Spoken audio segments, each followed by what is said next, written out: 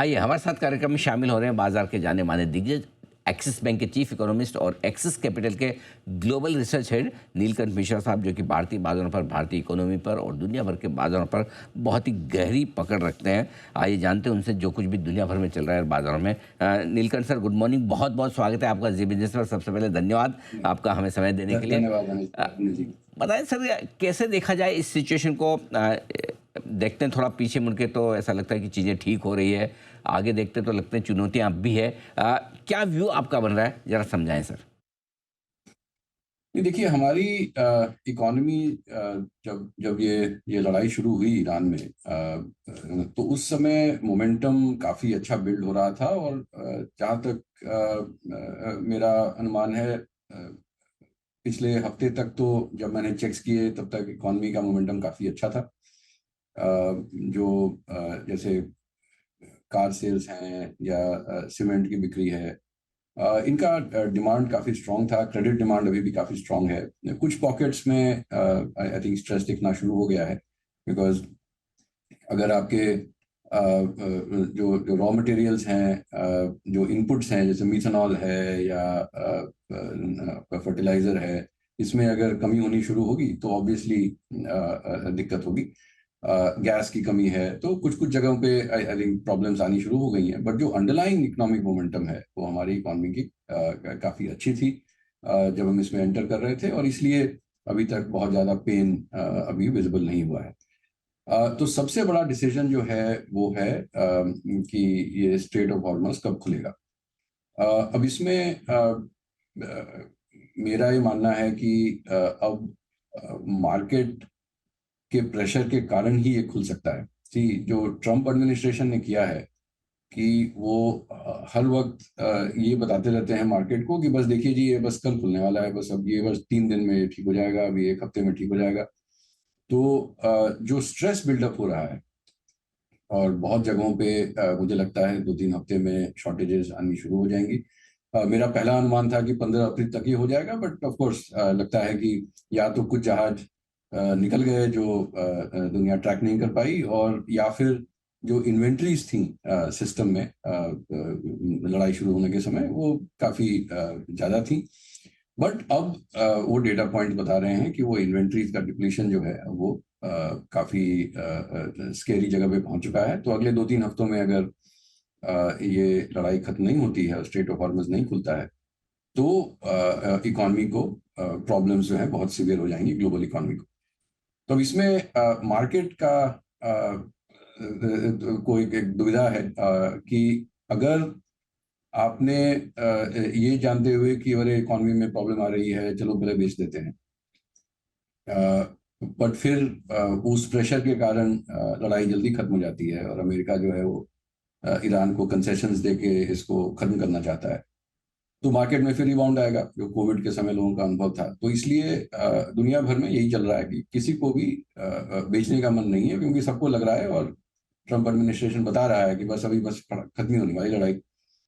अब ईरान इसी का फायदा उठा रहा है कि इसको हम और ज्यादा अगर खींच दें तो मार्केट के थ्रू यूएस गवर्नमेंट को स्ट्रेस आएगा, और उसके बाद जो जो समझौता होगा वो थोड़ा उनके फेवर में हो सकता है। तो markets are very much part of this war. मतलब ये तो इसलिए जब तक स्ट्रेट पूरी तरह से नहीं खुलता, मुझे लगता है कि थोड़ा डावाडोली रहेगा और वॉलेटिलिटी बढ़ी रहेगी। हम्म, किस लेवल के नीचे आपको लगता है कच्चा तेल आ जाए तो हम थोड़े कंफर्टेबल हो जाएंगे?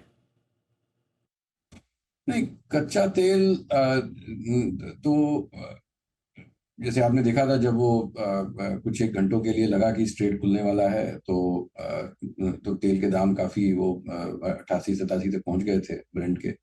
और मुझे लगता है क्योंकि जब जब सीज फायर अनाउंस हुआ था, तो अभी भी आप देखें जो दिसंबर डिलीवरी का तेल है वो भी 74-75 पे ही है।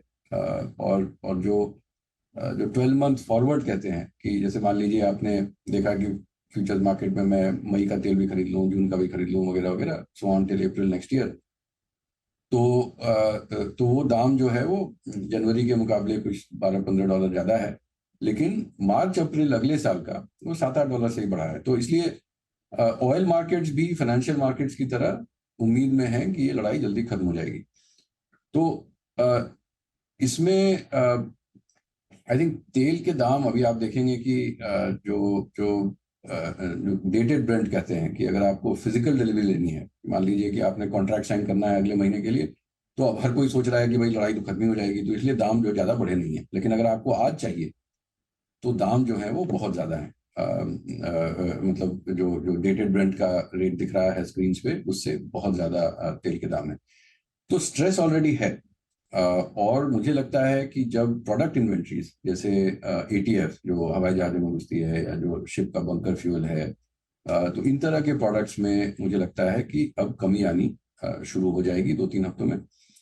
तब वो इकोनॉमिक स्ट्रेस जो है वो काफ़ी फैल सकता है। तो इसलिए ऐसा कोई तेल के दाम का वो भी है, वो कितने दाम पे इकोनॉमी पे क्या इफेक्ट पड़ेगा, बट वो मेरे हिसाब से वो एक वन टाइम शॉक है। कहने का मतलब, आप $100 का एवरेज ले लें एक साल का, तो 2% ऑफ जीडीपी का ग्रोथ इम्पैक्ट होता है, थोड़ा एक 125 बेसिस पॉइंट का इन्फ्लेशन इम्पैक्ट होता है, थोड़ा करेंसी को गिरना पड़ेगा, बट वो एक वन टाइम एडजस्टमेंट है। आई थिंक सबसे बड़ी समस्या ये है कि अभी अगर फिजिकल एनर्जी शॉर्टेज हो जाती है और ये लड़ाई मान लीजिए अभी स्टेलमेट जैसा लग रहा है, उसको स्टेलमेट से निकलने के लिए यूएस एडमिनिस्ट्रेशन एटलीस्ट पिछले 1-1.25 साल में तो यही समझ में आया है कि जब स्टेलमेट होता है तो वो स्टेक्स बढ़ा देते हैं, तो और धमकी देंगे और बम फोड़ेंगे, और उसके कारण फिर डैमेज भी हो सकता है। तो वो अनसर्टेनिटी मेरे ख्याल से मार्केट के लिए सबसे ज्यादा अभी महत्वपूर्ण है। दाम तो मेरे ख्याल से जब जिस दिन ये सॉल्व होगा वो गिर जाएंगे। काफ़ी अच्छी बात आपने कही है। अनिश्चितता खत्म हो तो फिर बात बन जाएगी। बताएं सर, जिन लोगों को भारतीय बाज़ारों में पैसा लगाना है, निवेश करना चाहिए, क्या अप्रोच होनी चाहिए, या ज़रा समझाएं सर। देखिए, जब वो कहते हैं ना, जो बुद्धिजीवी लोग कहते हैं कि जो चीज़ आपके कंट्रोल में नहीं है उसको प्रेडिक्ट करने की कोशिश हुँ, नहीं करनी चाहिए। राइट।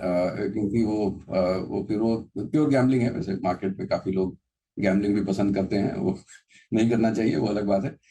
बट मेरे हिसाब से जब हम हम इस डिसीजन में है ही नहीं कि ये ईरान ये स्ट्रेट ऑफ हॉर्मुज़ कब खुल छोड़ेगा, और ये सुलह जो है वो मेरे ख्याल से बहुत परमानेंट सुलह नहीं होगी, बट जो भी 1-1.5 साल के लिए होगी वो कब डिसाइड होगी, तो उसके लिए टाइम करने का कोई सेंस नहीं है। मेरे हिसाब से अगर आपका 3-5 साल का इन्वेस्टमेंट अप्रोच है या पीरियड है जिसमें आप रिटर्न चाहते हैं, तो एक प्लान बनाइए, और जो फ्लोज हैं उनको उस हिसाब से टाइम कीजिए। टाइम करने का मतलब कि अगर निफ्टी मान लीजिए 23.5 होता है या 22.5 होता है या 22 होता है, तो हम 22,000 होता है तो हम इस लेवल पे आए तो मैं खरीद लूंगा, अगर कितना भी अगर आगे आग लग रही हो। और एक एक कितना परसेंट लॉस हो सकता है उससे आप मैक्सिमाइज करके, तो मेरे ख्याल से 22-23 हजार के लेवल पे आके अगर आप 3-5 साल के लिए इन्वेस्ट कर रहे हैं तो मेरे ख्याल से मार्केट काफी अट्रैक्टिव होगा। अगर आप अपने आप को अच्छा ट्रेडर मानते हैं, जो कि मैं तो नहीं मानता अपने आप को, तो कि अब लग रहा है कि पैनिक का लेवल लेवल इतना हो गया है कि अब यूएस एडमिनिस्ट्रेशन कंसेशन देने को तैयार हो जाएगी, तो उस समय भी आप खरीद सकते हैं। लेकिन बस ये मान के चलें कि जब वो स्ट्रेस का माहौल बनेगा तब खरीदने में बहुत डर लगेगा। इसलिए वो जो जो सेंसिबल अप्रोच यही होगा कि एक प्लान बना के और जितने फंड्स डिप्लॉय करने हैं वो एक सर्टेन लेवल का थ्रेशोल्ड लगा के खरीदें। ठीक बात है, धीमे-धीमे पैसा लगाने की राय ये ठीक है। भारतीय बाज़ारों में क्या कुछ पसंद आ रहा है सर? कौन से थीम सेक्टर्स आपको लगता है कि बेहतर प्रदर्शन कर सकते हैं और वहाँ पर निवेश करना चाहिए? देखिए, जो हमारा पिछले साल का की एक्सपेक्टेशन थी, या पिछले साल में जो एक्सपेक्टेशन बताई थी साल के शुरुआत में, कि कंस्ट्रक्शन एक्टिविटी पिकअप करेगी, क्रेडिट ग्रोथ पिकअप करेगा, यहाँ पे real estate cycle, housing construction cycle काफ़ी अच्छा करेगा। ऑटो सेल्स में जो जीएसटी कट के कारण जो अफोर्डेबिलिटी इंप्रूव हुई है, और जो इकोनॉमिक मोमेंटम आएगा, जब क्रेडिट फ्लो पिकअप होगा तो ऑटोज में स्ट्रेंथ आएगी। तो ये सब चीज़ें अभी इकोनॉमी में दिख रही हैं। यानी कि अब आपने देखा ही होगा कि कुछ कुछ गाड़ियों पे अब 1 डेढ़ 2 2 महीने की अब वेटिंग लग गया है। तो डिमांड काफ़ी अभी भी स्ट्रांग है। जैसे मैंने पहले कहा, सीमेंट डिमांड काफ़ी स्ट्रांग है। और सीमेंट केवल सीमेंट नहीं है, सीमेंट का मतलब है कि बालू भी बिक रहा है, यानी कंस्ट्रक्शन हो रहा है, लेबर डिमांड है। तो काफ़ी सारी चीज़ें, तो उन्हीं एरियाज में मेरे हिसाब से हमारा फोकस होना चाहिए। अ, एक और बदलाव मुझे लगता है आ रहा है, और आएगा, जो कि सवाल ये उठता है कि अगर कल को स्ट्रेट खुल जाता है तो क्या हम वहीं जा सकते हैं जहां हम 28 फरवरी को थे।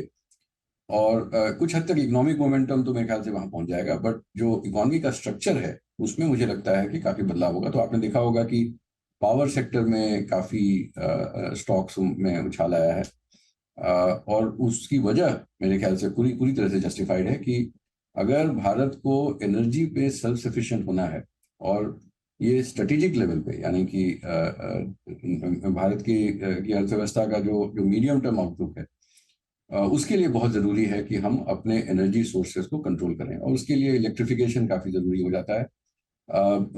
पूरे एनर्जी मिक्स में भारत में केवल 15% जो है वो इलेक्ट्रिसिटी के थ्रू होता है। ये चीन में 20 साल पहले था। चीन के साथ भी ये गैस और ऑयल की शॉर्टेज है जो हमारे साथ भी है। तो उन्होंने बहुत ज़बरदस्त तरीके से अपनी इकोनॉमी को इलेक्ट्रीफाई किया। काफ़ी एनर्जी सोर्सेज जो हैं वो, और जो एनर्जी के का डिमांड है वो इलेक्ट्रिसिटी के फॉर्म में आता है। तो उसी पाथ पे, उसी उसी जर्नी पे हमें भी मूव करना होगा। और इस वजह से अच्छा, उसके बाद क्या होगा कि आप जो जो उसका डिमांड बढ़ाने के लिए आपको एनर्जी प्राइसेस को रिफॉर्म करना होगा। तो जो इलेक्ट्रिसिटी जो अमेंडमेंट एक्ट है उस पे जो चर्चा चल रही है, हो सकता है कि 3-4 महीने में वो प्रेजेंट हो और पास भी हो जाए, और डिस्कॉम्स में, डिस्ट्रीब्यूशन कंपनीज में रिफॉर्म्स आ जाएं, तो फिर आपको पावर डिमांड जो है वो काफ़ी हद तक बढ़ सकता है। तो वो भी एक सेक्टर है जहां स्टॉक काफ़ी महंगे हैं, वो हमारे स्क्रीन्स में वो बहुत एक्सपेंसिव दिख रहे हैं। लेकिन अगर रिफॉर्म सेंटिमेंट, एक्सपेक्टेशंस काफ़ी पॉजिटिव हैं, और पिछले 1-1.5 साल से पावर डिमांड ग्रोथ भी काफ़ी म्यूटेड रही है, और अगर इस साल एल नीनो के कारण थोड़ी बारिश भी कम होती है, तो पंपिंग के कारण डिमांड, इरिगेशन का डिमांड, तो वो सब के कारण भी मुझे लगता है कि पावर सेक्टर जो है वो इन दामों पे भी थोड़ा अट्रैक्टिव। निवेश के आपके लिए है बेहतरीन मौके जो नीलकंठ सर ने आपको बताएं।